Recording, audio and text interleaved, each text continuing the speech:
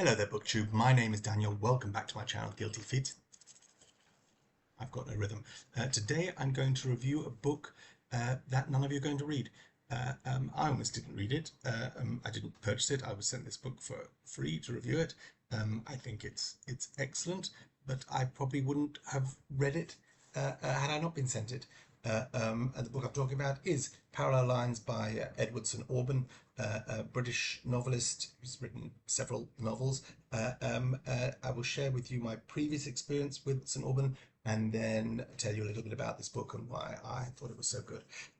So previously, he published 5 semi-autobiographical novels about a character called Patrick Melrose.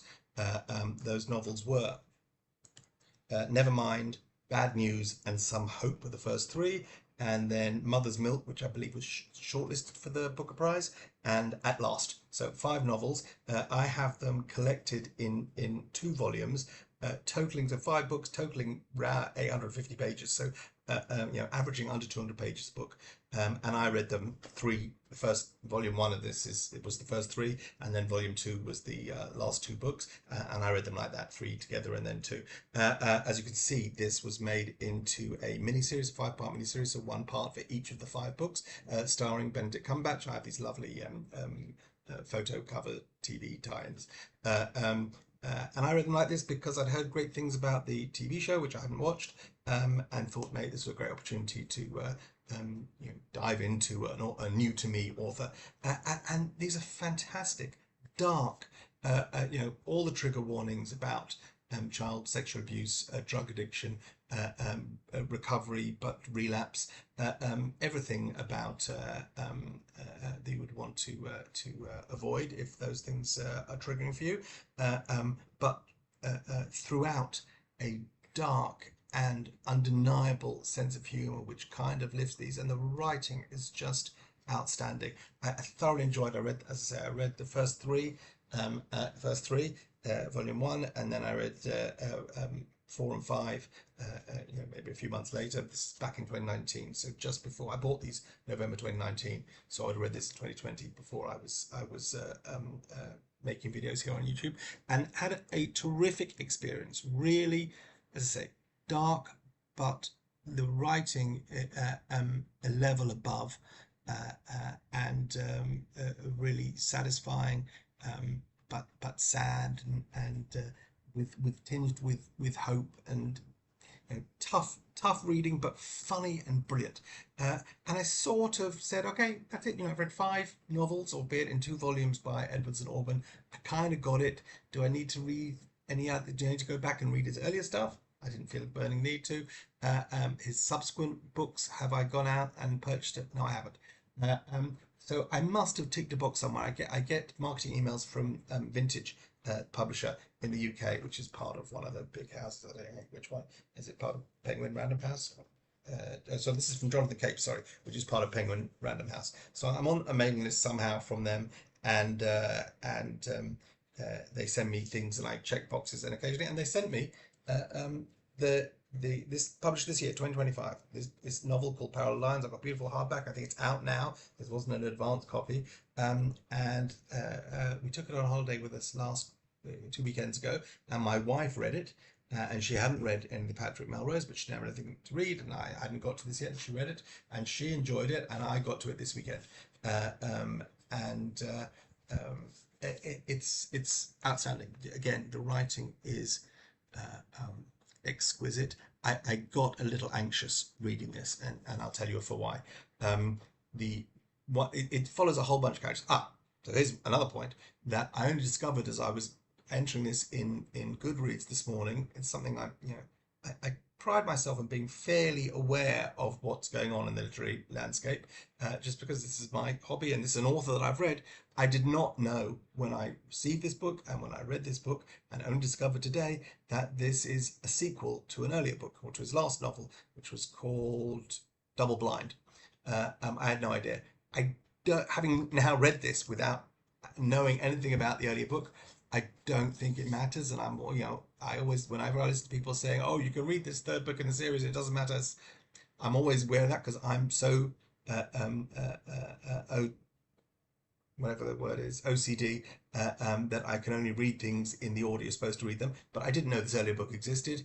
It turns out a lot of the characters in here show up there as well. It may be that some of the things in this book reference the earlier book and went over my head. And I'm going to say, like people who I usually poo-poo, that it doesn't matter. This worked in its own terms. You know, I kind of like the fact that some of the things that maybe if I read the earlier book I would know about were assumed, you know, and I just thought the author was saying, oh, all these relationships are assumed and we're going to take it from here. If you'd read the earlier book, you wouldn't have had to assume some of these things, but let's say I enjoyed this completely as a standalone. It's a series of different characters and the way they all interact. The opening chapter is in the head of one of the characters called Sebastian, who is clearly suffering from a fairly severe mental illness. I think it's at some point identified as schizophrenia. And when I read the blurb about the earlier book, when I discovered it today, I think it's diagnosed schizophrenia, and he's been institutionalized at some point. He's been through a lot of therapy, and he's undergoing psychoanalysis with a doctor who is one of the other characters in the book.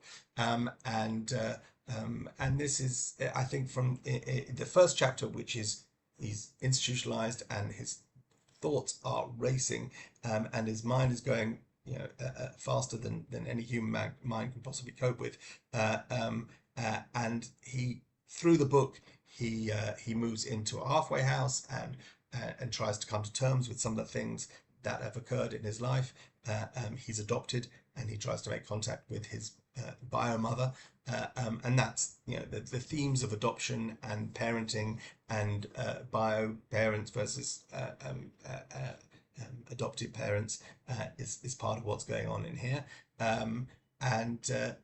Sebastian is a wonderful character. He remains hopeful and good-natured despite understanding that his mind races and works and terrifies him in ways that make life a struggle for him. And the anxiety I had around this book was that things that were going to happen, things that were revealed to the reader that Sebastian didn't know about yet, I was concerned that these were going to be, you know, as part of the hero's journey, there's always a leading to a crisis when you find out things, and then there's the resolution of the crisis. You know, that's a trope and a pattern that I'm familiar with from many books, and I was anxious this was going to happen. Sebastian, just a lovable character struggling with life, that when the secrets that we, the reader, are aware of, that making the connections, that when these connections were going to be made by Sebastian, that would mean a crisis and lead to some terrible outcome from which there would be some literary resolution. I'm not in the habit of spoiling books. I don't want to spoil this, but I just want to say that against that pattern,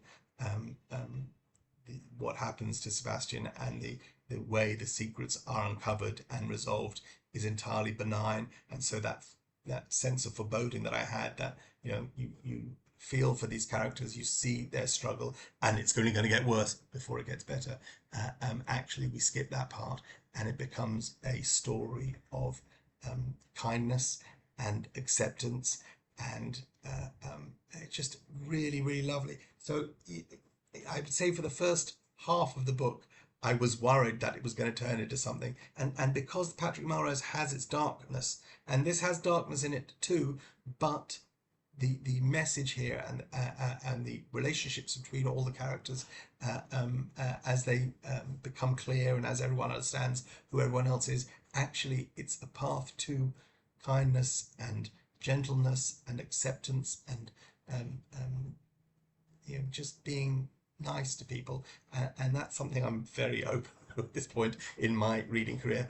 I'm here for anyone being kind. I'm here for relationships that resolve in the best possible way, that people behave with integrity and a will to live life and make positive contributions to the universe. You know, so I'm making it sound a little sappy. It's not.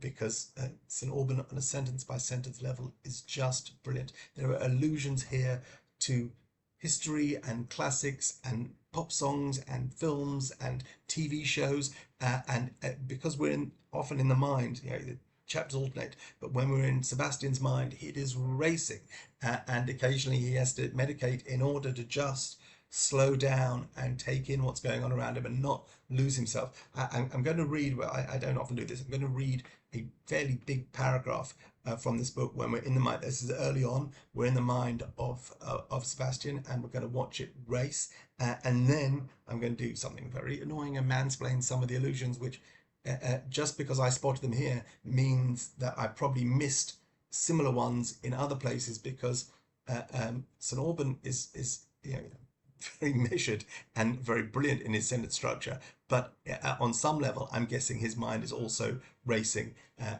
He describes one time, you talk about someone biting the bullet in order to get to, you have to, you make a decision and you just have to bite the bullet, and he says biting the bullet train because his mind is always racing on to the next connection. Anyway, this is a paragraph I get from Sebastian's point of view, where he's talking, where he can't really slow down, and things are moving too fast for him. If time was taking tomorrow and tomorrow and tomorrow-sized paces, like Big Bill the Bard said, they would start out by being huge, giant, fee-fi-fo-fum, 24-hour-sized strides, and end up being teeny-weeny, tippy-toe, second-sized steps in the last minute. And even those steps will get smaller and smaller as tomorrow loomed. Frankly, things were confusing enough without good old reliable clock time contracting by 60 by 60 by 24 times in the last second of the day compared to the first, just because His Royal Highness the Mass Murderer of Scotland got a stammer when he was down in the dumps and felt that things were getting a bit monotonous. Murder Duncan, murder Salmon, murder Turbot, murder Sturgeon, murder Donald Duck, murder this, murder that. No wonder he got bored. From which then Sebastian bursts into singing changes, turn and face the face, because he's become perseverating on the repetition of tomorrow and tomorrow and tomorrow. He starts the word tomorrow, and that leads him into which is of course a reference to Macbeth, which he then talks about Big Bill the Bard, which is of course Shakespeare, and then goes on to about Duncan and the murder of Scotland, Macbeth, and his mind is racing. If you don't know tomorrow and tomorrow and tomorrow is from Macbeth, you might miss some of these things and not understand who he's talking about when he talks the mass murder of Scotland, or you might not realise that Big Bill the Bard is a reference to William Shakespeare, and that's just one paragraph in a 280-page book. As I say, I'm not trying to be smug in the fact that I got it, although I felt smug in that fact that I got it, but it also made me realise this is racing. It is just brilliantly written. Every sentence is thought through. Everything is gorgeously presented. A story that, on one hand, is quite melancholy about the struggles of a man with enough awareness of his mental illness for that to be also part of the problem of dealing and recovery.